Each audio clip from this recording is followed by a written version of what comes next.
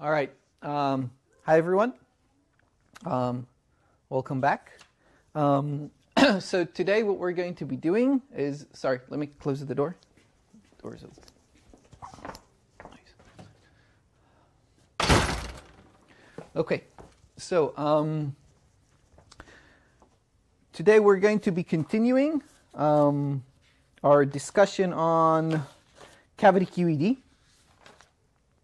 So last time we stopped, well, we were describing the system, the Cavity-QED system. So let me pull up the, let me pull up the system we were discussing. Hang on.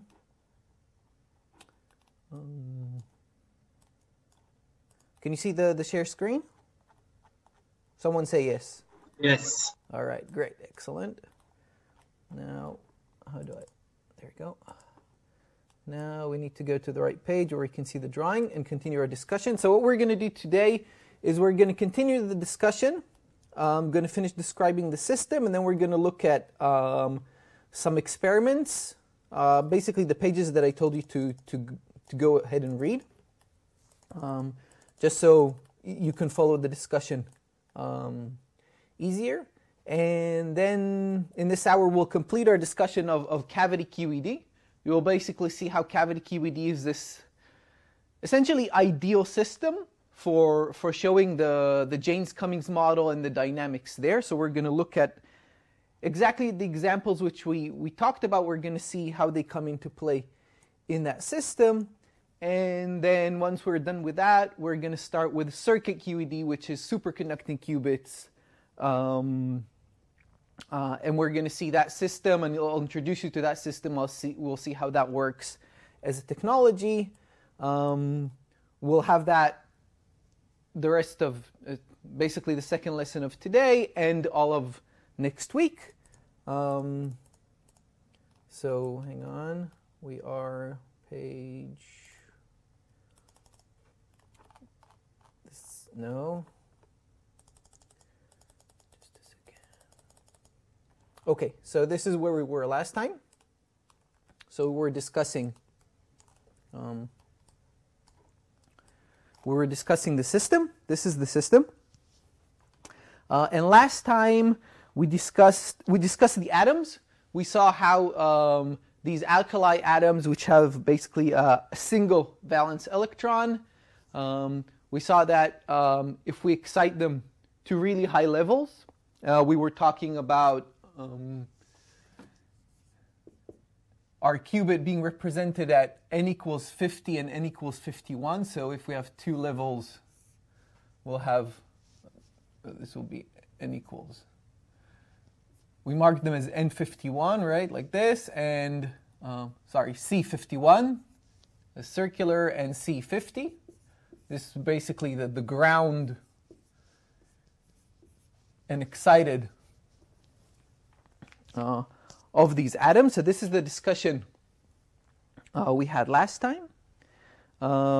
We also started to, we also discussed the detector part, what is marked here as D. I explained to you how the atom goes through and you use the Stark shift. The Stark shift can tune the resonance frequency here, if you remember. So we talked about the resonance frequency being on the order of 50 gigahertz, and it can be tuned by tens of megahertz using the Stark shift. And if you apply a really large field, then you ionize the atom, and you can measure whether it was in the ground state or in the excited state of this of the qubit part here. Basically due to the different ionization energy. So that's what we had last time, and that's where we stopped. Let me finish describing the system, and then just broadly, because I asked you to read this, and then I'll leave you to ask questions about the system, and then we'll look at some examples. Okay, so what we didn't finish discussing, actually, I don't remember if we discussed it or not, but it was the cavity, essentially. So we talked, I think we did actually talk about it, but I don't remember. But anyway, sorry, I'm a little confused today. So basically the atoms, as you can see, they go through this Furby-Perot cavity. And the cavity is two very highly polished mirrors. And in between these mirrors, you have these electromagnetic modes. And due to the circular symmetry, you get a degeneracy, basically. And if you read basically what is written around here, you would have seen that around the frequencies that we're looking at, there are two degenerate modes, which in the text are called MA and MB. These are the two electromagnetic modes. These are very high Q modes. So they have a line width of well under a kilohertz. Okay, so about a fraction of a second lifetime. And due to imperfections in the mirror, they're actually split. So the degeneracy, the two modes which are degenerate because of the circular symmetry, it's not perfect, and they get lifted. So there are actually two modes which we need to take into account in this high Q cavity, and they're split by about 130 kilohertz.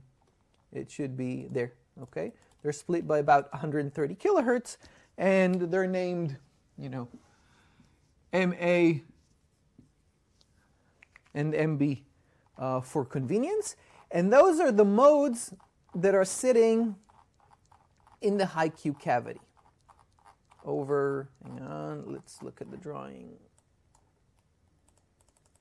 Over here in the system. There we go, over here. So that's the modes that are going over here. And what is happening in the system, the atoms are coming all the way from here. This is the preparation. I'll say a few words about that in a moment, but there are also a couple of paragraphs below over there. And the circular Rydberg atom comes along. Over here, we have these two low Q cavities. So these are low Q cavities that are being controlled by S prime. So this region is essentially, we have our atom, our two-level system, our transition, and it goes through this region. And in this region, we can think of the atom interacting with a classical field model. Okay, the field here decays very fast outside. Okay, it is not long-lived, and what is happening is being pumped with a coherent state. Okay, so this is, if we go back to the beginning of a semester, a two-level system interacting with a classical field. And when you have the two-level system with a classical field, this is when you can do your coherent manipulation. So you can take your atom from ground to excited superposition. You have full control over the atom itself. Okay? So this is basically to prepare, this part here is basically to prepare the atom in whatever state in the subspace that you want. Then the atom keeps flying forward, and then it has a certain time which is interacting with this high Q cavity, this high Q mode. This is the part where we get our Jaynes-Cummings Hamiltonian. Okay, we're assuming that the mode is long-lived, and it is very, very long-lived. And during the transition time, we have our JC model, our interaction between the atom and the field. Here we have two electromagnetic fields, so we need to take that into account in some situations. Then after this interaction, which can be resonant or off-resonant, we'll see both regimes, the atom flies out, and then we can do additional rotations on it here in R2. And finally, it goes into a detection, which tells us ground and excited. Okay, so this is the system. Essentially, this is when the atom flies through C, this is essentially our quantum optics playground. This is the moment where the JC Hamiltonian is being implemented. That's the interaction. That's where we see that's where we're going to see the quantum effects come into play into the system. Let me just add a few words about the preparation, just to guide you for those who didn't read it yet. Over here, this is an oven. So basically, it's heated up. So the atoms are coming out, and there's a certain distribution to their velocities. So they're coming at many different velocities. And L1 and L1 prime here are two laser beams that are basically, they're a velocity selection. Okay? It's a combination where L1 pumps the population into some certain level. Then L2 comes at a small grazing angle, So you get a Doppler shift, which pumps only a certain subsection of atoms, those at the correct velocity, into another level. And then as the atoms fly out here and go into B, you have L2 and B. L2 is a laser and B is a microwave. And this L2 and B microwave basically excite the atoms, which are in this velocity selected state. So only atoms with a certain velocity will be in a certain state. And then from this state, the atom is being excited all the way up into a circular Rydberg state. So all this section over here prepares atoms with a certain selected velocity. Okay? Now, in many experiments, because it's not so trivial, L1 and L1 prime are not used, and you're just letting atoms with many velocities fly through, and then B and L2 are preparing them in circular states, but sometimes, and you have different atoms flying at different velocities. But then, by the time of their arrival in the detector, you can post-select and know what, after the experiment, what was the velocity of the atom. Okay, so you can either post-select, you can either prepare a certain velocity, but then the rate at which you're getting the atoms you want is very slow, or you just let them all go through, and then at the end, you look at all the atoms with all the velocities, and you pick whichever you want, whichever data you want. Okay, and that's how you get more atoms and more atoms without controlling their velocities. So with respect to that and the setup and how it works, are there any questions? Give you 10 more seconds. Is everyone following? Just do like V's if you're following and everything is good. So at least I get some feedback. All right, great. Excellent. So what we want to focus now is the fact that we're preparing an atom, and it's going to go through this field to interact. And it's going to go through this field that's in cavity C over here. Now, just to give you a few numbers. Now, these are important numbers to get your heads wrapped around. When we're looking at the cavity state, the cavity has vacuum fluctuations. The electromagnetic field has the 0-point fluctuations, the vacuum fluctuations. And the vacuum fluctuations, the current, the field is generated because there are currents inside these mirrors circulating around. And the amplitudes of these currents, just so you have numbers, are for a single photon excitation. So an average of a single photon excitation would create a current of about 10 nanoamps. Okay, so this is a current from one photon on average. This 10 nanoamps is also roughly the current you have for the electron. We have our electron in the circular state. This is approximately the same current that the electron is generating circulating in this atom. So it's basically the same as the current from the electron in orbit. And 10 nanoamps is not a small current. It is a relatively large current. And you can see from this analysis why you get a relatively strong coupling. Okay, last time we talked about the dipole moment that it creates and how this dipole moment will interact with the field.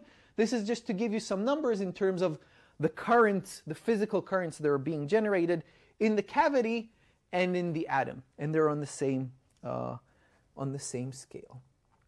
Okay, so the first experiment that we're going to look at is this one here. We actually talked about this experiment when we were describing the JC Hamiltonian when we were talking about on resonance. So we're going to look at the atoms on resonance. So the atom is being prepared, and the cavity is tuned on resonance. So this is results from an experiment. And what is happening, the atom is being prepared on resonance with the atom. And in A, so look here at A, what is happening? The atom is being prepared in the excited state. So atom psi naught. Can you see what I'm writing on the board, by the way? Or do I need to write bigger?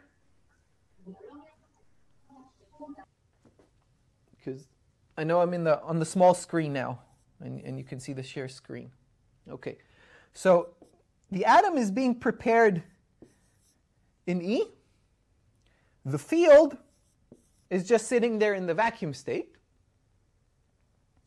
And if you remember the dynamics of what goes on, E and 0 are now going to swap excitations with G and 1. So we're going to get Rabi oscillations between E0 and G1. And this is what is happening in A. So the atoms are coming, and the x-axis is time. So it is the time that the atom is inside this field. So you have the cavity, and it's inside the field, the coherent field. So at the beginning in R, we're preparing this. And then the atom interacts for a certain time as it's moving. Slower atoms will have longer interaction times. So they'll sit down here. And faster atoms will have shorter interaction times. And then the atom goes by, and then we detect them in the detector. And each point on this plot here is an average of many, many, many atoms that correspond to a certain velocity. So in this experiment, there's no velocity selection. They're just letting the atoms go through. And since they know when the atom left box B, because you have the laser and B, so it's preparing it in the circular state, so you know when it left. You know when a detection occurred, so you know the velocity of the atom. And that's how you can place that detection event on the x-axis. Okay? And the y-axis is basically averaging of many atoms that came at the same velocity. And then what you can see here are Rabi oscillations between E0 and G1. Small a over here, this is the FFT of these oscillations, and you can see that there's a singular peak. The peak is at 47 kilohertz. 47, hang on, let me check. Yeah, 47 kilohertz, which is the vacuum Rabi frequency. This is omega naught over 2 pi. Okay. This is the vacuum Rabi frequency, which is the Rabi frequency between these two oscillations. What you can see in B, C, and D, this is now the situation where the cavity is being pumped with a very small coherent state with a certain average photon number. So now the cavity doesn't start in 0, but it's starting in a superposition of 0, 1, and 2, and so on, according to the number state distribution of the coherent state that is being pumped. And then you get the interference between the Rabi oscillation at 47 kilohertz, and then at square root 2 of 47 kilohertz, square root 3 of 47 kilohertz, and so on, depending on the number state. So B, this is a very small field that has mainly 0 and a little bit of 1, so that's a tiny, tiny, tiny coherent state, and you can see the two peaks clearly, maybe a little bit of 3 photon number over here. And you can see the interference pattern. You can see here, this is basically the decay of the Rabi oscillations, and what you can see here are larger oscillations. This is basically the revivals from the interference of the two frequencies, so they're coming back. If you remember, we showed the calculation, the simulation for 15. I wrote here the page number 166. So this was a few weeks ago. I showed you this. So this was an exact simulation of the situation with a photon field of an average number of 15 photons. And then we saw the Rabi oscillations interfering, and then the revivals and coming back, and so on and so on. Okay? What we saw I showed you now, this is experimental data of actual atoms going through this field. And I want to go back to page 274. Where am I? So this is a a real manifestation of really the quantum nature of this harmonic oscillator. Okay, it's a real signature of the quantized nature, the fact that you have quantized photons in this cavity. You can actually see the atom interacting with the discrete levels of the photons in the cavity. And you can only achieve this if you go into the strong coupling regime of the Cavity-QED when G is larger than the line width of the atom and of the cavity. Okay. The second thing I want to show, are there any questions about this before I move on to, so this was on resonance. Now I'm going to show you something, a nice manifestation of resonance that relates to the dispersive regime. Are there any questions about this? No? Everyone's happy? Everyone knows everything? Okay. All right. So we have this kind of distribution. Those who know everything and figured it out, and those who just don't want to say anything. Okay. All right.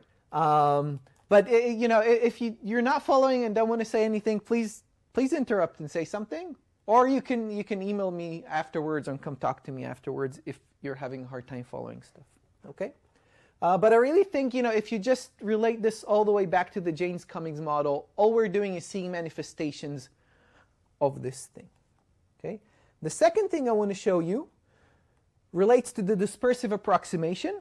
Now, if you remember the dispersive approximation, what we did there, we had the atom, and it was off-resonant with the field. Okay? And when the atom was off-resonant with the field, we had an interaction.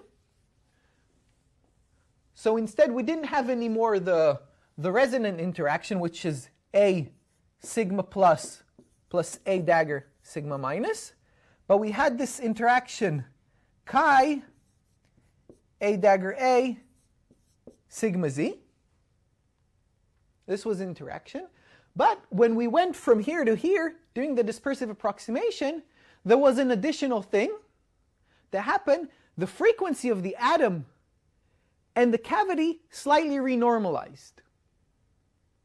If you remember, you know, the cavity frequency and the qubit frequency, if you go back to your notes, we then mentioned them, we wrote them as omega c tilde and omega q tilde. And I showed you how they're shifting. And the amount that they shifted by is called, anyone remembers what it was called? Lamb shift. The Lamb shift, exactly. And this Lamb shift, okay, was omega naught squared over 4 delta. So what this next experiment that I'm going to show you did is using Ramsey spectroscopy in the dispersive regime, measuring the Lamb shift. Okay, so the experiment is exactly the same. You take the atom, you prepare it. It is now off-resonant from the cavity. Okay, and it is going through the cavity. So it is being prepared over here. So suppose that the atom gets a pi half pulse. Remember, a Ramsey experiment, you do pi half pulse. You wait for some time tau, and then you do another pi half pulse. And then if you draw as function of tau the delay time, and during this tau time, remember, you create a small phase shift, and during this phase shift, your atom on the Bloch sphere is rotating. Right? So as function of tau, you get Ramsey oscillations. And the frequency of these oscillations is exactly the detuning that you're getting from your frame of reference. That's the Ramsey experiment. So what is happening in this experiment, we're taking this atom, we're preparing it on the Bloch sphere. You do a pi half, like this. Then it flies through, and now it's interacting with the field of the high Q cavity. It's interacting for a certain time tau. Then it leaves, and we do another pi half in the other section of our device. And then you do this many, many times for many, many velocities, and then you can plot Ramsey oscillations. This is what you're seeing here, Ramsey oscillations. And these Ramsey oscillations are basically the detuning of the atom as it's going through this field. Okay? And now what you can do is you can tune the frequency of the cavity. Okay? The tuning of the frequency of the cavity is done by just moving the mirrors. So if you move the mirrors a little bit closer or a little bit far away from each other, and it's done using a cantilever. I think there's a drawing of the cantilever here.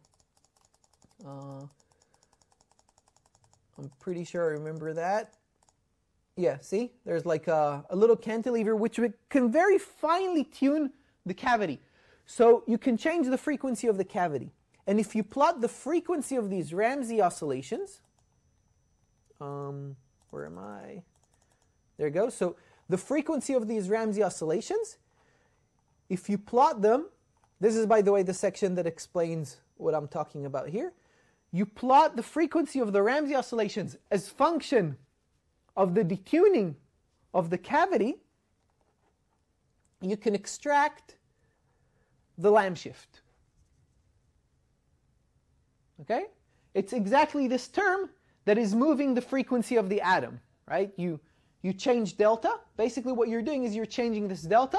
That's you're changing the Lamb shift. So you're changing the frequency of the atom every time it is moving. Okay? So each dot here is basically is derived from Ramsey oscillations like this. And each set of Ramsey oscillations is derived from many, many measurements of many, many atoms that are flying at different frequencies, and you're doing this Ramsey experiment on. But this is a direct observation of this Lamb shift. Now note that before we were talking about the atom and it was on resonance. But in this cavity we have two cavity modes. So when you're on resonance, you can ignore the other cavity mode. But now, if you're off resonance by a large amount, which is on the order of or even much larger than the difference between the two cavity modes, MA and MB, then you have to take into account both cavity modes, because the atom is dispersively interacting with one mode and it's dispersively interacting with the other mode. Basically, this term over here, you will have chi A dagger A sigma Z and some Lamb shift with that. And you will also have chi B dagger B sigma Z, and A is the operators for one mode and B are the operators for the other mode. Okay, so you have dispersive interaction with both modes. And it means that your Lamb shift is also going to be affected by the detuning from both modes. And if you take both of them into account, you get this over here. You get this Lamb shift. So this is a total Lamb shift from these two modes, where the assumption is that the vacuum Rabi frequency and delta C, the detuning, is essentially the same from those two modes. Okay, and if it's large with respect to the, it's not written here, but there's 130 kilohertz difference between these two modes. If it's large with respect to that, then it's a good approximation. Okay? At least within the error bars of what you can see here. Okay?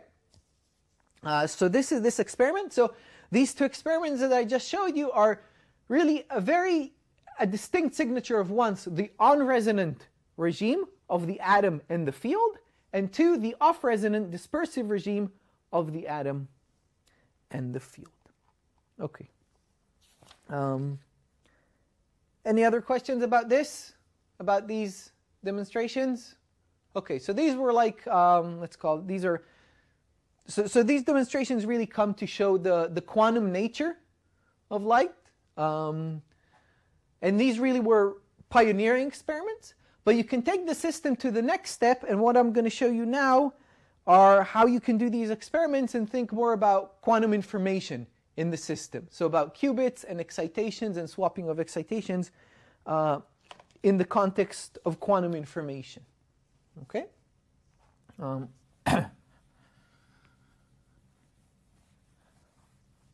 And while I'm erasing, again, you can stop me and ask questions.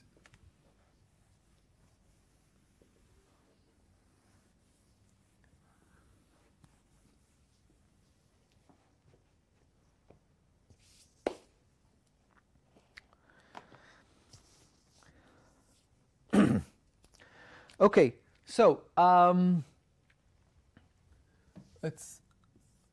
we're talking about quantum information context. Okay, so we're talking about the quantum information context, and what we're going to look at specifically now is a certain subspace spanned by at most one excitation. Okay, so we're going to be looking at the dynamics in the E0 and G1 subspace. We're going to be looking at these basically because what you saw, the interaction on resonance, when we're on resonance, the interaction takes us from E0 to G1. So we can look, when their interaction is on, we can think of E0 and G1 as a two-level system that is being coherently rotated between them. Okay? So if we start off at G0, we stay in G0. We're unchanged.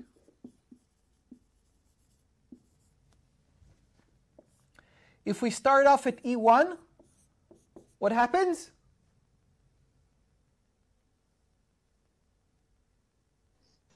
We stay. No?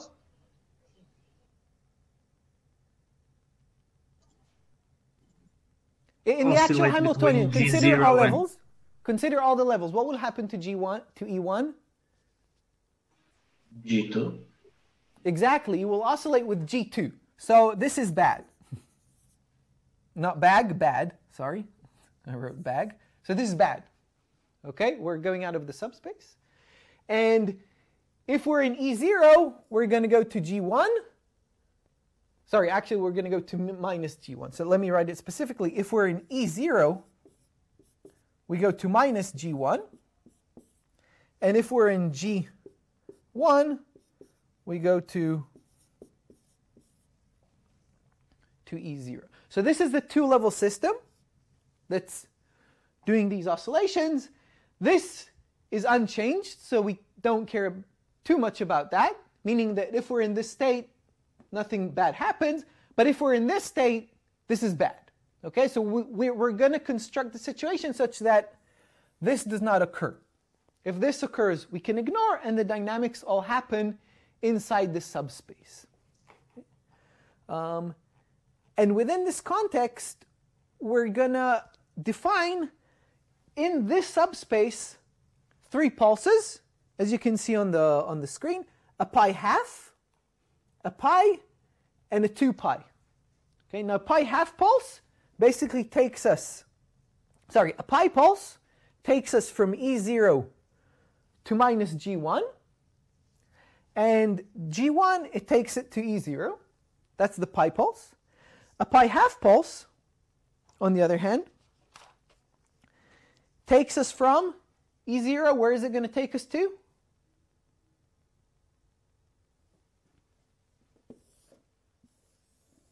Let's do pi half. So I'm going to define this. So pi half, if we start off with E0, we're going to end up with, what happens after half a cycle? Anyone? E plus? No, E plus is a separable state. What E0 goes to G1 under a full rotation, right? So we're doing a half rotation in this E0 G1 block sphere, okay? So we're going to 1 over square root 2 E0 plus, actually there will be a minus the way I defined it, minus G1. Okay, so when we're here in this pi half pulse, this is what happens. This here, this is what happens under pi. Now, the way you can understand this is that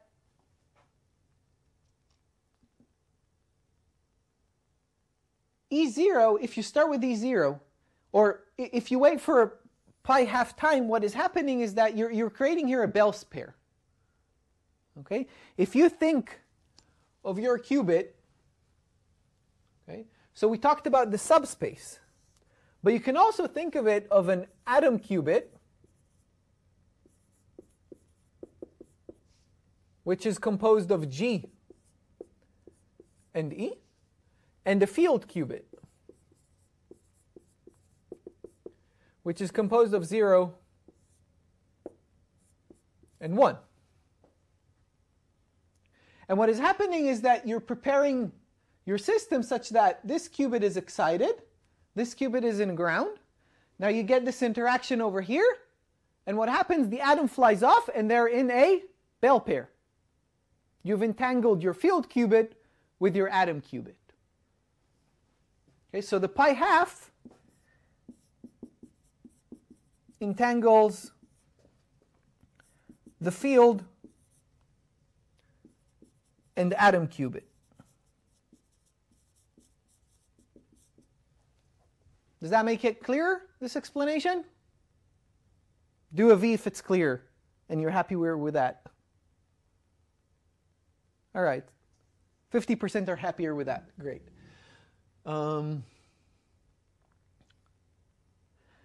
What the pi pulse does anyone see already what the pi pulse does within this context of field qubit and atom qubit?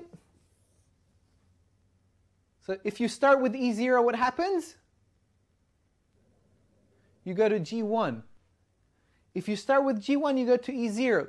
So if you start with some psi in your atom and 0 in your cavity, all right, so if you start, let's put it like this, with some alpha G plus beta E in your atom and 0 in your cavity, what happens after a full pi pulse? Can anyone see in their head what happens? Beta and alpha switches and 0 goes to 1. Exactly. So whatever, the amplitude of G goes to 0 and the amplitude of B goes to 1. So you end up with, well, there's a minus sign. Hang on. Can I switch minus signs? Do this, do that, and do that. There we go. Okay, this will make it easy. Sorry, it will just make this copying operation easier. So if you do the pi operation, what you're going to get now is G, the atom is now going to end up in G, because G0 stays G0, but E0 goes to G1, okay?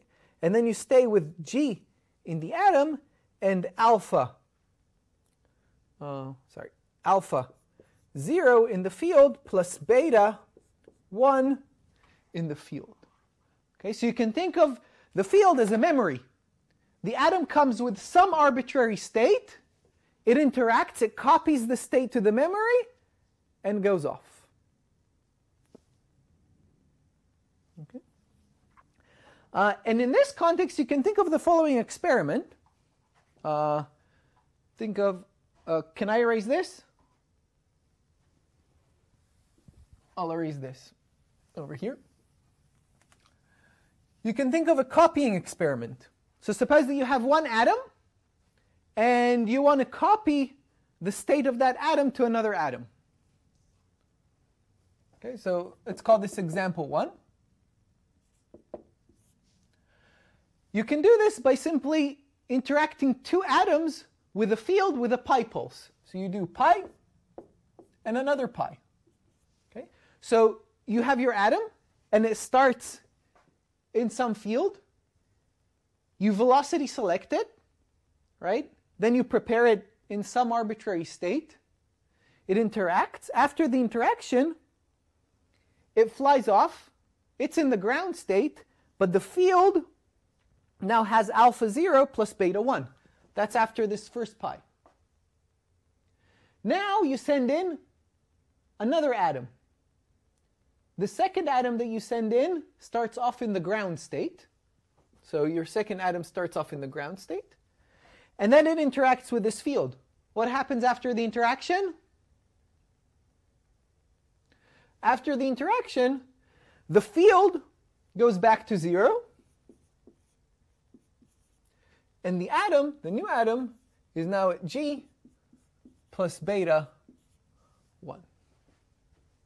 So the state is being copied from one atom to the other atom. Okay? So one qubit is interacted with another qubit in that sense. Another simple example is you can create an atomic bell pair between two atoms. We saw how you take the atom, it entangles with the field and goes off, and then you have a bell pair between the flying atom and the field. But using this memory action, you can take and you can copy this field to another atom. So what you want to do, so first you do a pi half. Okay, this first pi half is exactly this entangling operation that we saw over here. So you have an atom. Suppose that you prepared this atom in a 50-50 superposition. That's good. Okay. 0 plus 1, E plus G. Then, sorry.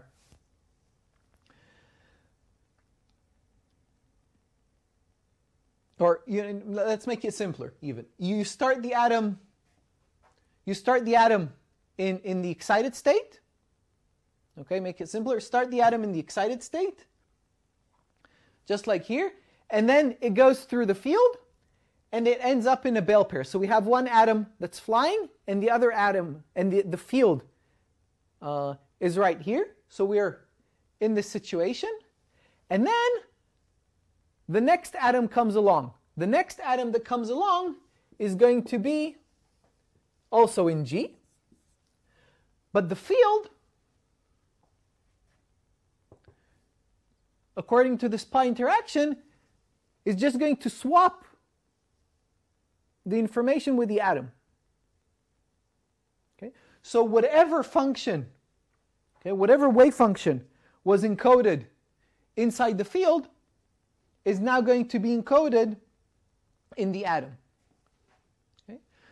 And then as the atom flies out, you've got two flying atoms which are entangled in a bell pair.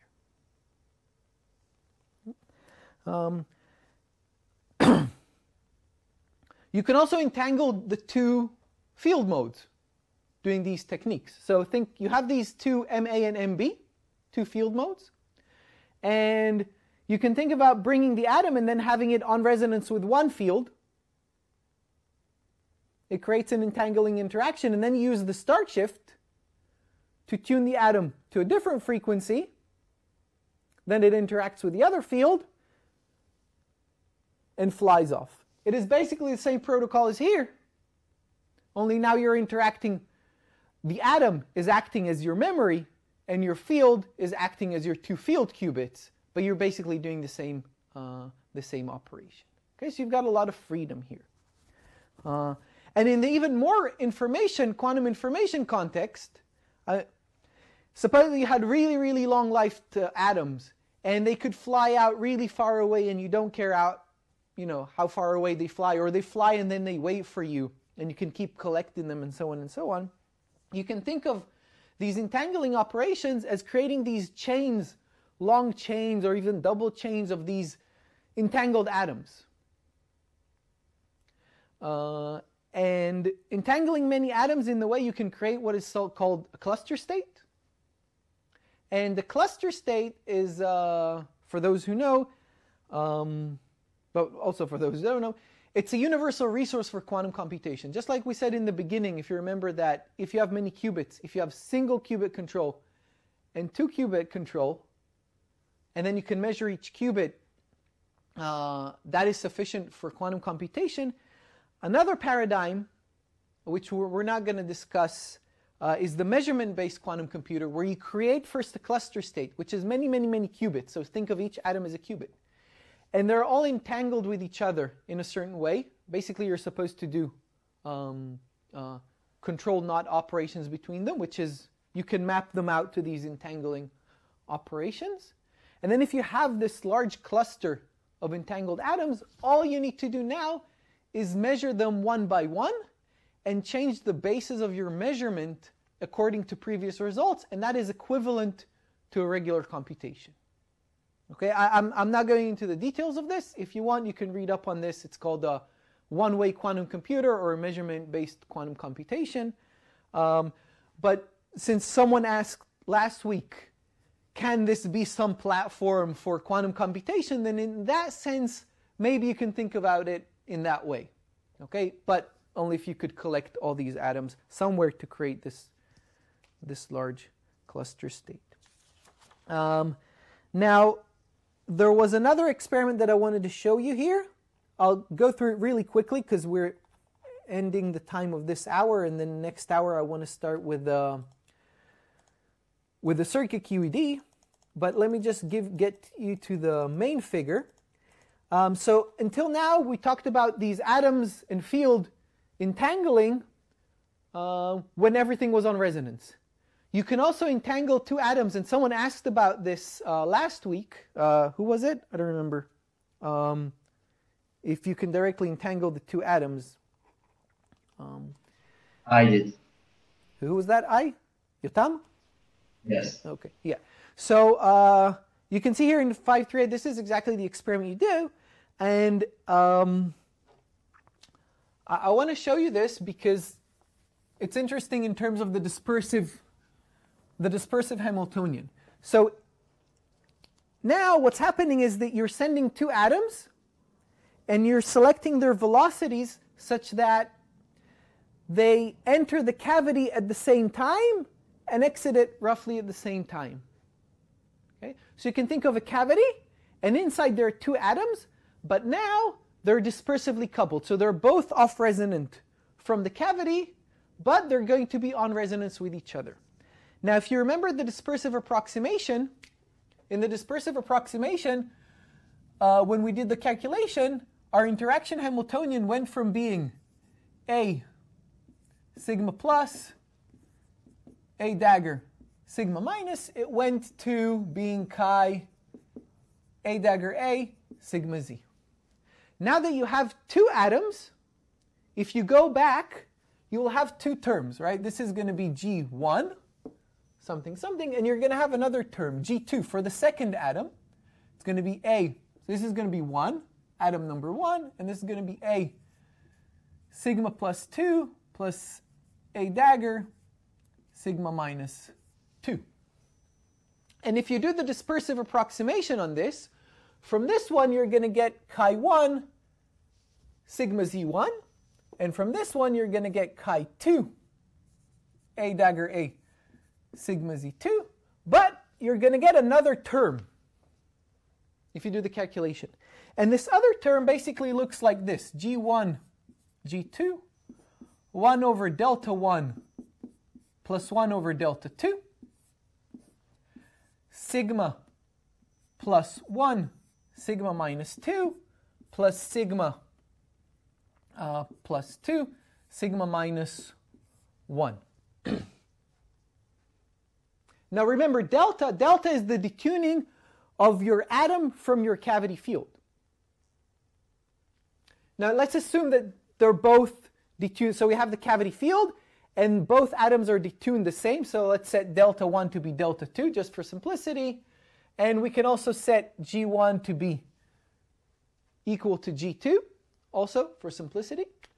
And then you can see that these two atoms are basically on resonance, and we get this interaction. So if we call this thing J, what you're getting is this J, sigma plus sigma minus, sigma plus sigma minus. So there's an exchange, a direct exchange of energy from one atom to the other at a rate G.